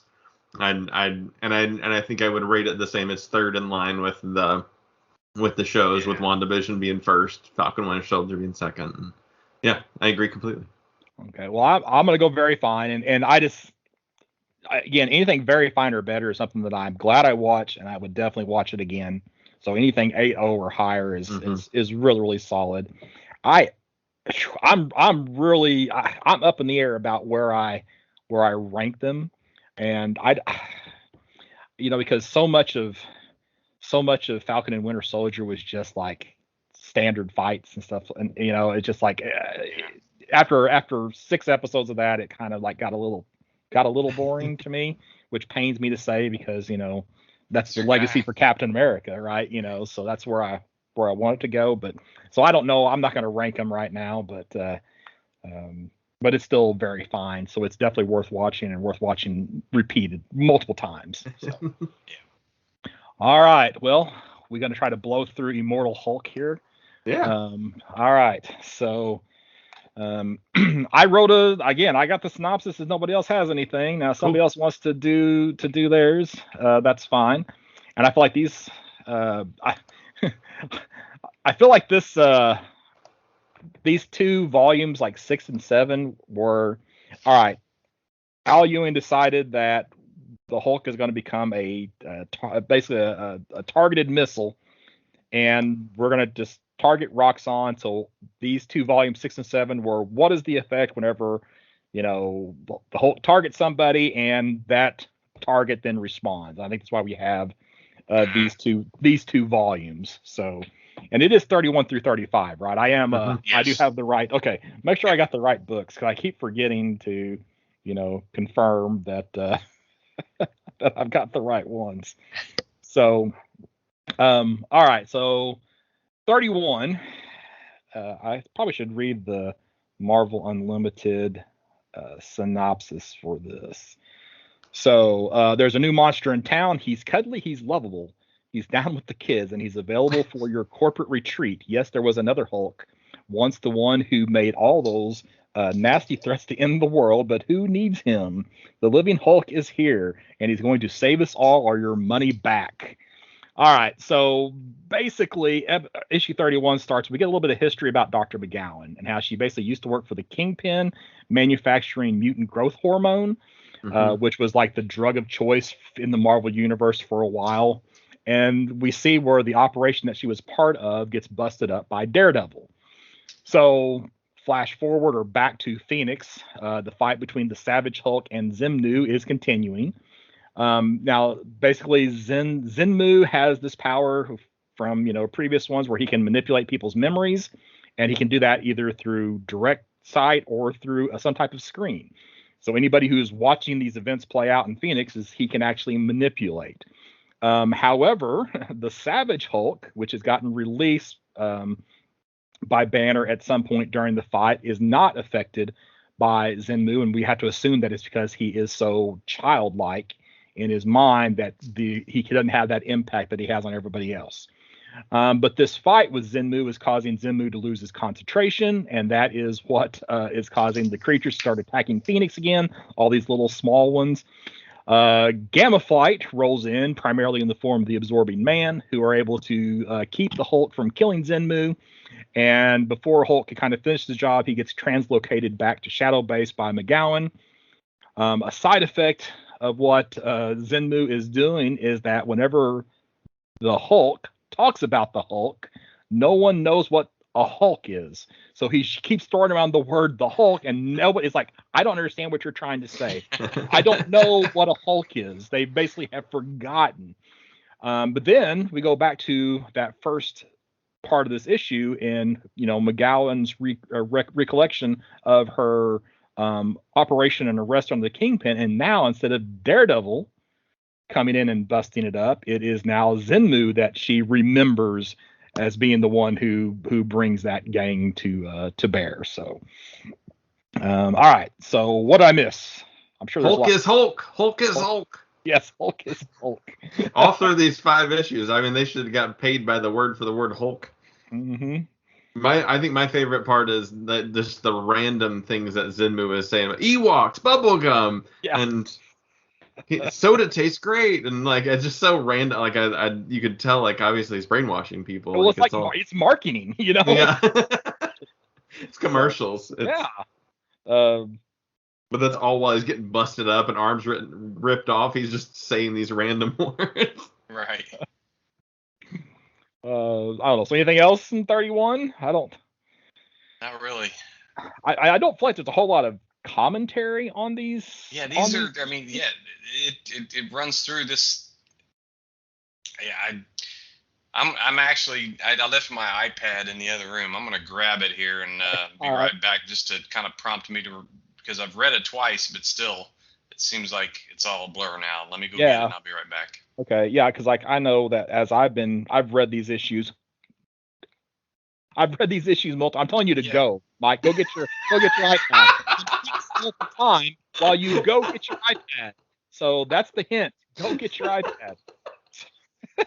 So I have read these issues multiple times as well. And it's like if at the end, I don't know if we're gonna have time, but we're gonna talk about what we've been reading. But it's like I haven't read as much because I've read through these issues so many times and read forward to like issue 45. So just so I can, kind of be kind of fresh on it. But yeah, I do like the scene where Savage Hulk is like talking to McGowan, and McGowan just like turns her back on Savage Hulk and says, "Can you bring back the other guy?" And it's like Hulk is like, "Okay." So it's like Devil Hulk then shows back up. He's like, "Wow, he's never been able to push me out before," Yes. So that's a change. Yeah. You can tell they're all like they don't know what to do. They're all frustrated and annoyed with the scenario and just. And they just don't understand it because they don't know what Hulk means. And even like the Hulk says, "What is a Hulk?" Yeah, exactly. That was like the crazy one to me. So, all right. So 32. Oh, I keep forgetting to go to the synopsis on the. So next, I lost my spot. 32. Where'd you go? There we go. All right, so Earth TM to fight evil as the Incredible Hulk TM, and you TM can join him as he battles Robert Banner TM, the strangest man of all time TM. Hulk TM is a trademark of Roxxon Energy TM for a brighter tomorrow.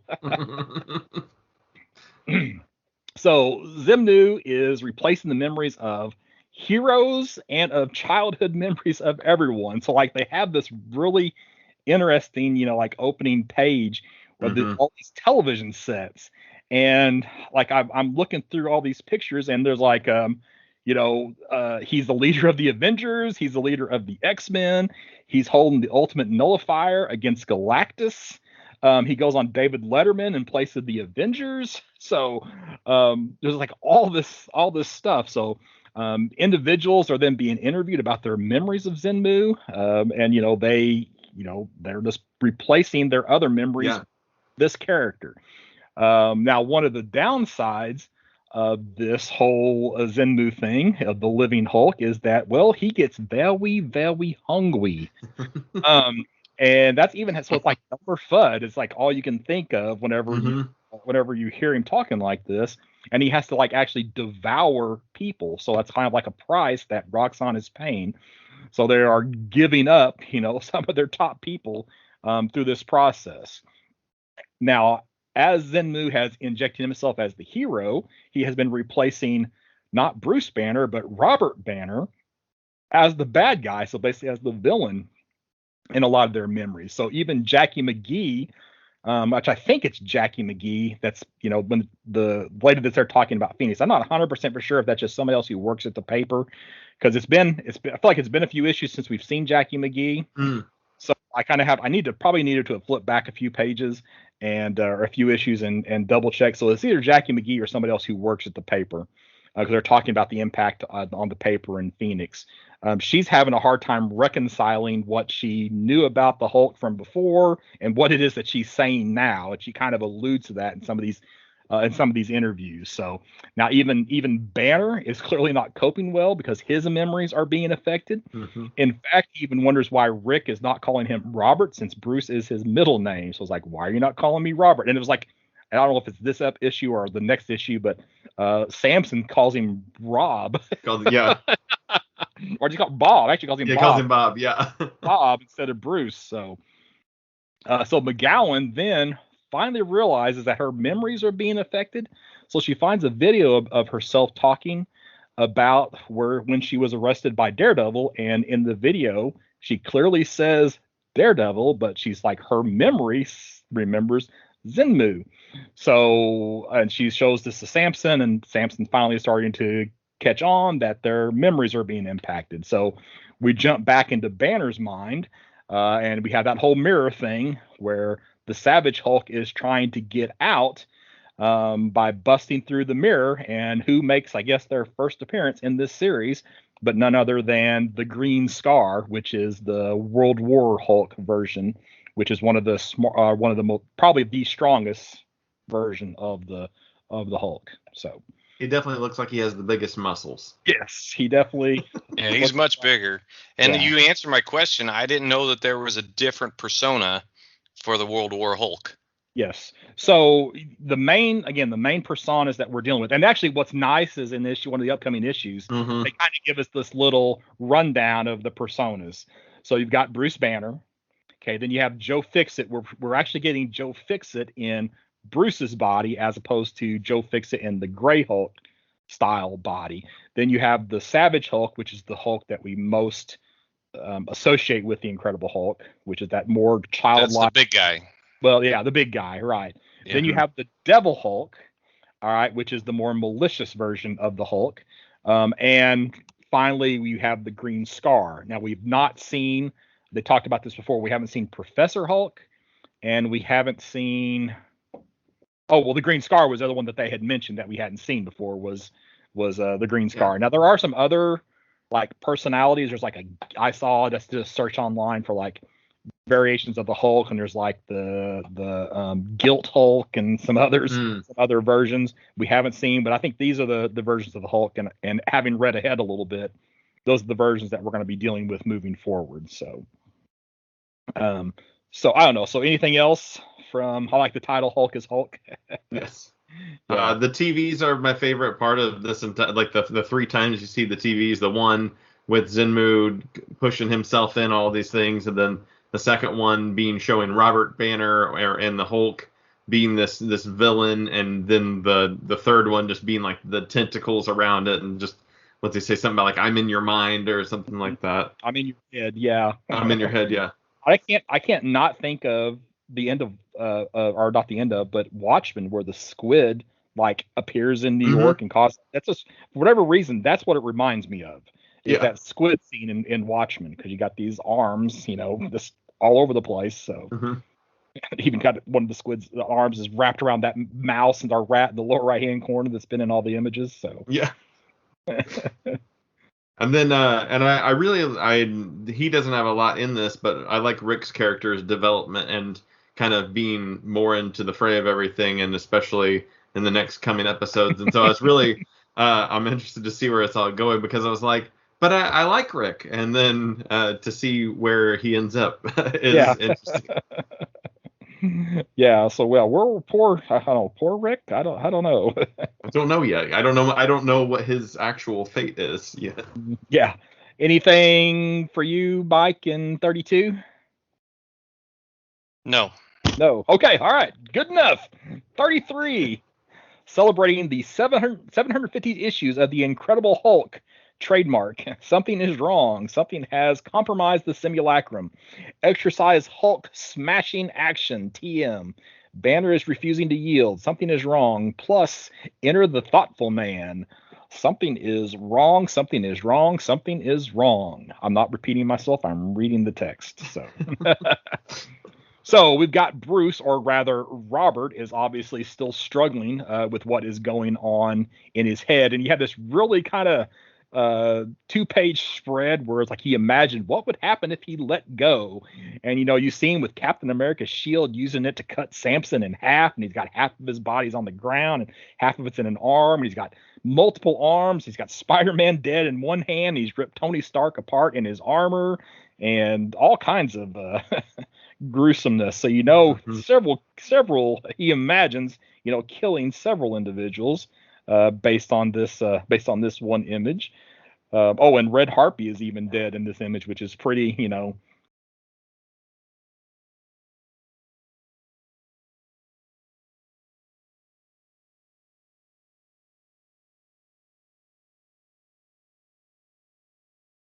since that's his wife, that's pretty pretty extreme. So and was that Iron Fist maybe in that other hand, or I'm not sure.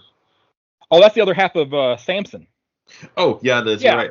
Yeah, so on that left hand, he's got then Spider-Man below, because he got the other half of Samson over here on the ground with Captain America's shield through him. So I thought the intestines were the yellow mass part of Iron Fist. Yeah. My bad.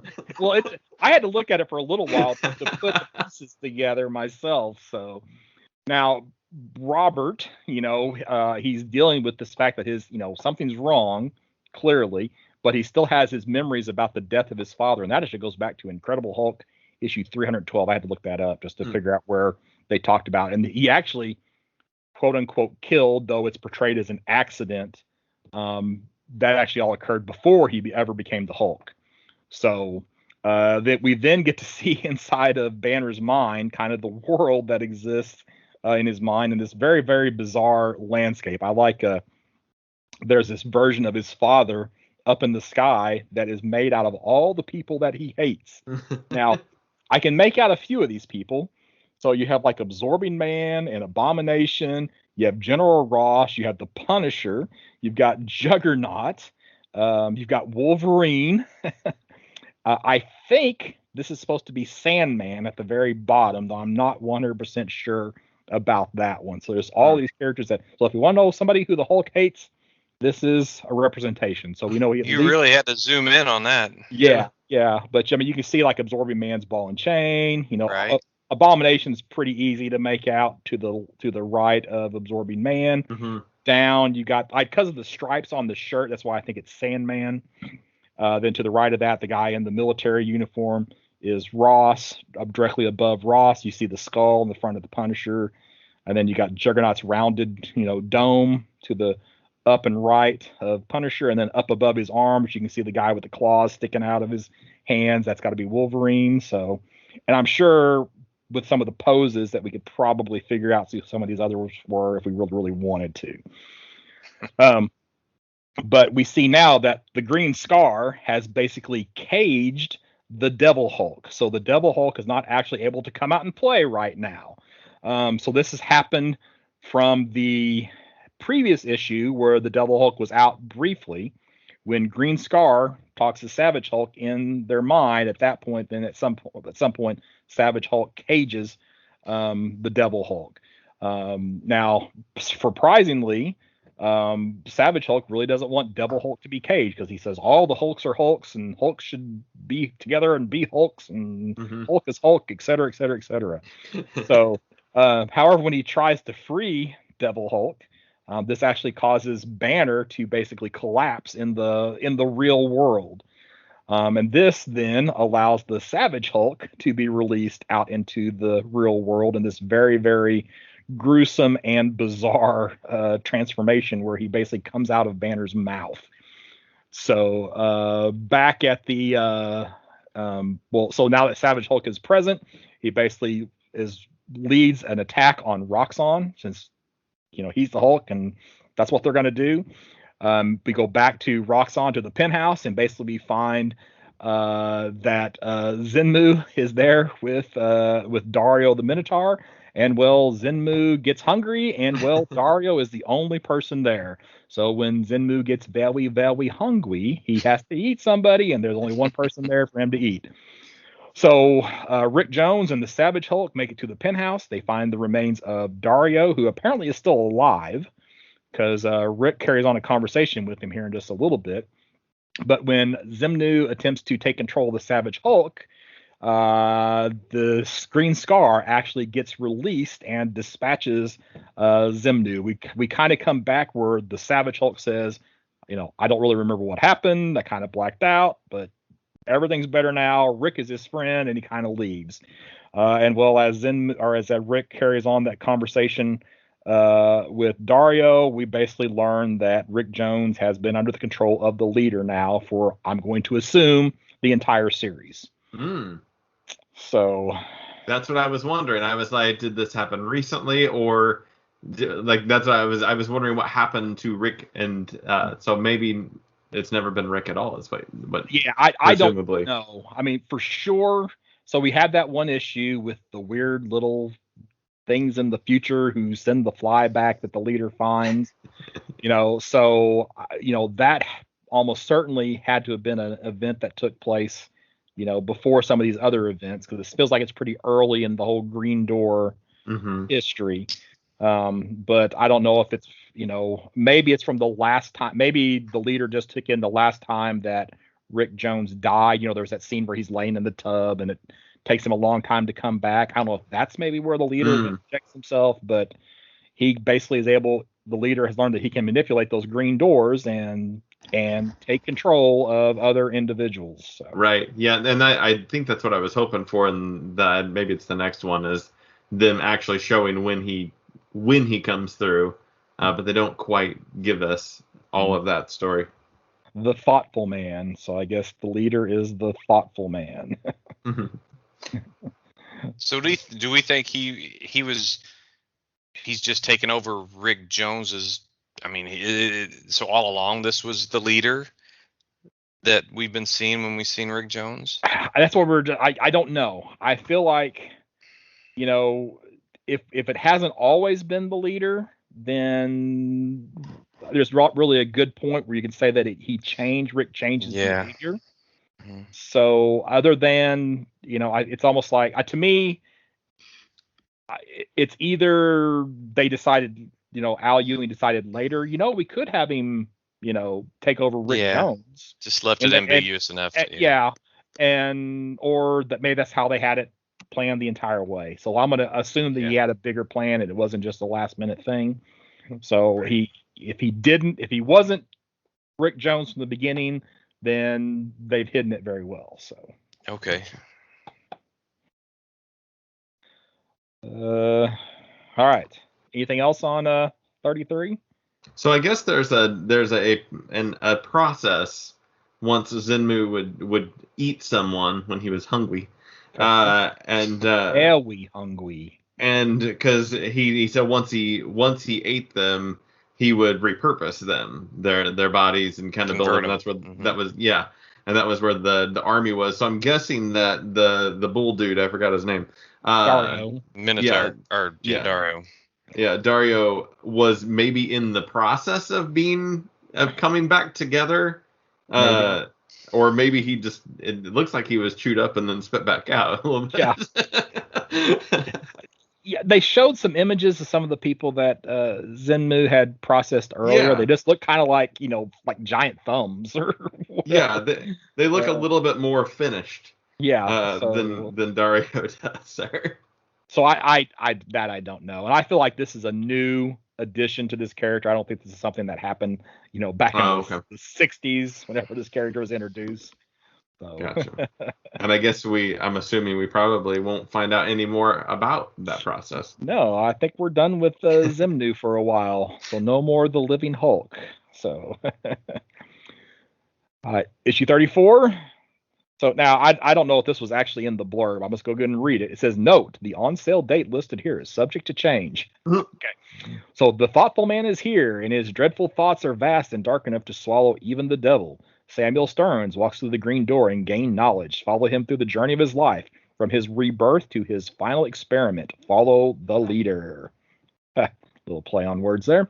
So basically, this issue, we get a recap of Sam Stearns' origin and how he becomes the leader. And they add in, so we got a little bit of retcon here, where they add in the information about the Green Door through various times where the leader has been killed, in the past.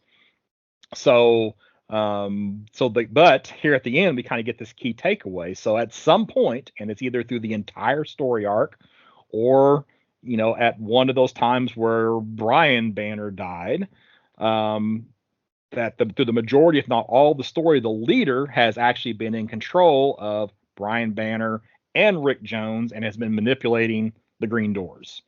So I'm still unclear on how much was the leader, because we kind of at the end of this issue, we get that things where the leader, basically wants to take over the leadership role.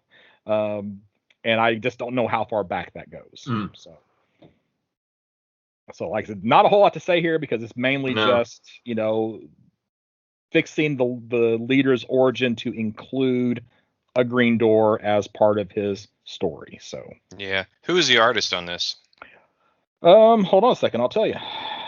I just gotta flip over to that page. Butch Guice. Yep. Juice. I was gonna guess that. Which was a little bit of a change for this issue. So he's not quite as clean of an artist as. Yeah, he reminds me of those old Tony DeZuniga westerns, and it's kind of a scratchier look. So I don't know, anything to add to 34? No, it's just I learned a little bit more about the leader, about yep. Samuel Stearns. Mm-hmm. He was just a guy who cleaned floors and becomes one of the smartest guys on the planet. So looks like Hector Hammond. Yeah. I wonder who came first. When was Hector Hammond introduced? Because Leader was pretty early in the Hulk's life, so he would have a character from the 60s. So does Hammond go back to the 50s or earlier? Oh no, he came. Silver Age Green Lantern. So we'll find out while you're moving on to 35. Okay, all right. Well, let me get to the beginning of 35 here. 1961. Okay, so he probably does beat the Leader then. So he probably predates the Leader. Just that big head. Mm-hmm. Yeah. So now here are it is nice on this first page of issue 35 that we get this previously in the Immortal Hulk. We get to see the two Banner forms, Bruce and Joe Fixit, and the Hulk forms, Devil Hulk, Savage Hulk, and the Green Scar. And then, of course, and now the leader is ready to begin making use of all of that. He's learned, including mastery of the Green Door in Immortal Hulk issue number 35. So the first page gives us that nice breakdown. The interviews with all the individuals who were impacted by that attack on Phoenix, and then some of the impact and the revelation that everybody's minds were being controlled by Zimnu, basically has everybody mad. They're ready to blame Roxxon for what happened, and probably deservedly so. So we do go back to Bruce's mind, and we see that cage that is holding the Devil Hulk appears to be a lot stronger cage than what it was previously. So that is actually being strengthened. Bruce and Savage Hulk kind of have a little face-to-face meeting here. And what's kind of odd is that Bruce ultimately apologizes to Savage Hulk. And they decide together that they are going to try to free the Devil Hulk, because really neither one of them wants the Devil Hulk left in chains. Now, Samson is having a conversation with Joe Fixit whenever Red Harpy. So I jumped ahead just a little bit here. We do have some more of those interviews where people talk about how they like the Hulk. They think he's sweet. This mayor of that town in Iowa, they're inviting him back. But now Joe Fixit is talking to Samson, and Betty, in her Red Harpy form, approaches Joe and says, I want to talk to Bruce. And so Bruce comes back, and Bruce is like, I want to talk to Betty. And Betty's like, I am Betty, even though she's in her Red Harpy form. And ultimately, Betty leaves. So ultimately, she won't take her human form. She apparently feels like she's being caged. She's ready to leave. Now, and whoever thought this was a good idea, I don't know. But Savage Hulk then takes a tour to Iowa at the invitation of the mayor of that town. And he's there kind of doing the whole helping the town rebuild. And, he does some things like they talk about the Avengers, and that kind of makes him mad. So he snaps this board, like a twig, and everybody's like, something bad's about ready to happen. So obviously you're around the Hulk, but you're on edge. It's like, just leave, everybody should have just left. They should have known this was a bad idea. So, but Hulk is trying to be on his best behavior, even makes a joke about the snapping of the board. So he thinks he seems to get things back under control, but here Rick Jones steps in. And one of the things that Rick Jones has been able to do is kind of feed Gamma into the Hulk, where here he, without the Hulk's, need for it, he feeds Gamma into the Savage Hulk, which causes the Savage Hulk to explode and basically wipe out a certain amount of the town. At least Rick Jones and the mayor, who I think are the three that we see in this image from this explosion. So, and that wraps up volume 7 of the Immortal Hulk.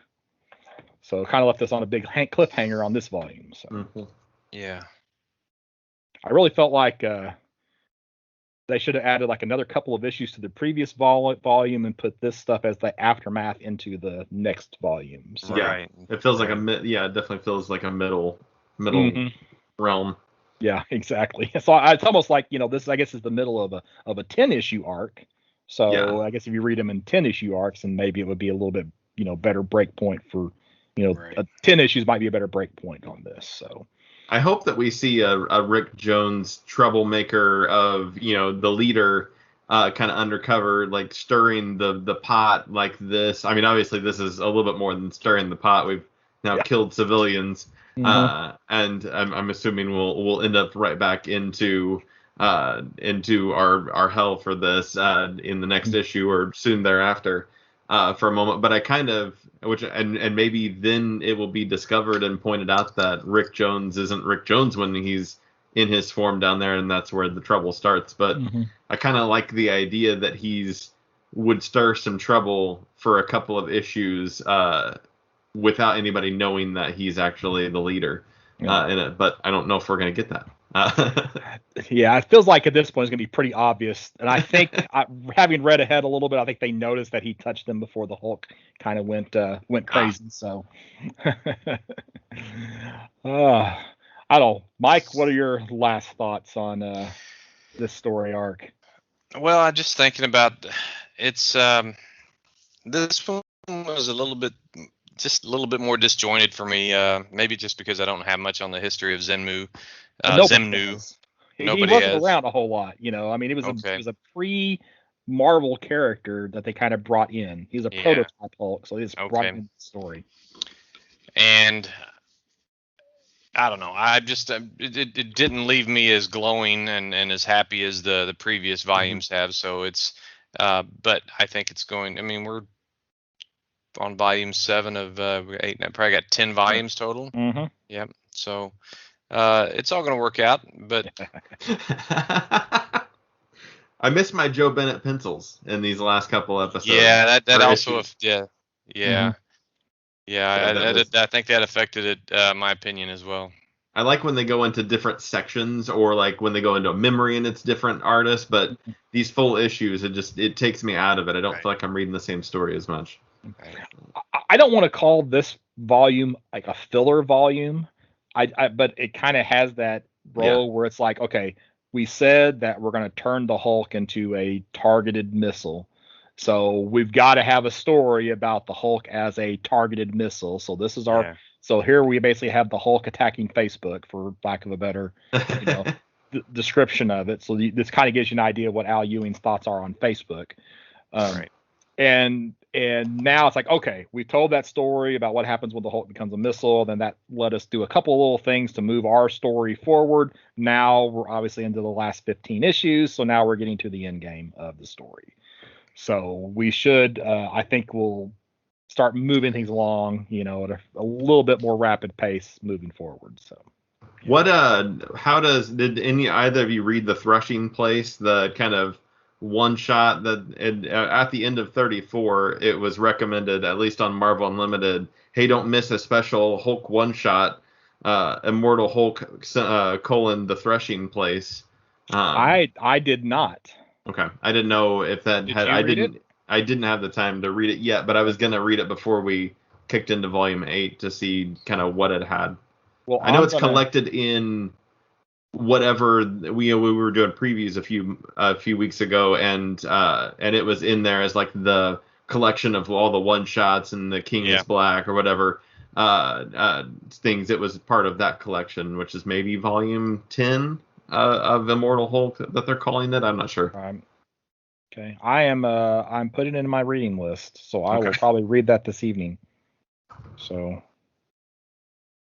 now just glancing at the synopsis, two of comics' most imaginative talents unite for a Hulk take like none other. There's a monster raging in America's heartland, and it's not the Hulk. When a young girl goes missing on a Kansas farm, Bruce Banner gets the itch, the one that tells him that Gamma is on the loose. So this kind of goes back to his early issues where he can sense Gamma.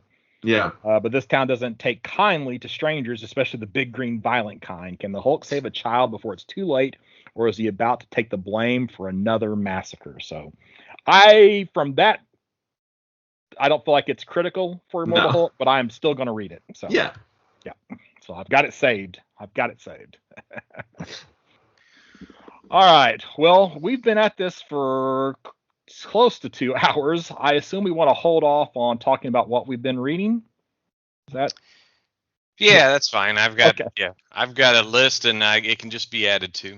All right. Exactly. Yeah. Well, I lost part of my list because Marvel's app changed, and it cleared out reading history when the app changed. I hadn't been writing down what I've been reading. They're putting them back in. But I just wonder if it's going to actually show.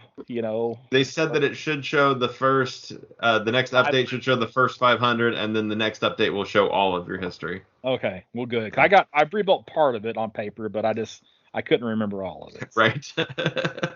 So. All right. Well, Mike, it's your favorite time of the podcast. I thought we were going to talk about this. I should give an email instead. Yeah. But there you go. Yeah. Okay.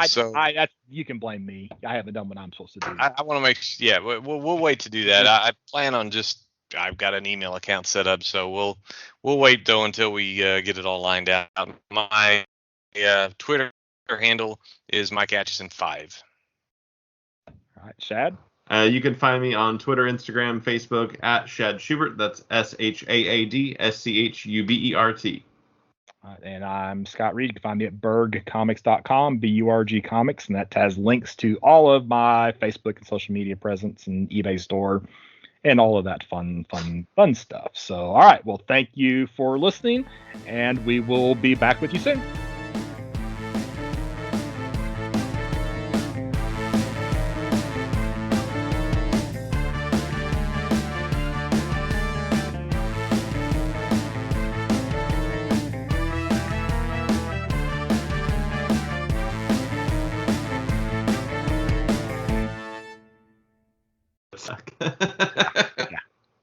We've only had to redo one podcast. Yeah, so far, knock on, for my pretty good. Yeah, we've only had one, and it's recorded. I just don't know. I couldn't get it out of the ether, so so I don't know what the deal was there. So it was just preview, so we had all of our notes, so it wasn't too hard.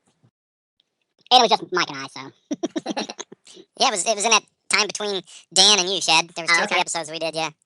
Mm-hmm. So, all right, well, we ready to start? Sure. I should finish chewing my gummy bears first. Oh, gummy bears. They got this really good brand, Albanese, ALBANESE. They're like, I got these at Hobby Lobby. They're good. Those Haribo gummy bears are terrible. They're a little tough. They are, yeah. They're awful. These are really good. Yeah, I have a bag of those Haribos just sitting upstairs untouched for like a month and a half. Just like this. It's not any good.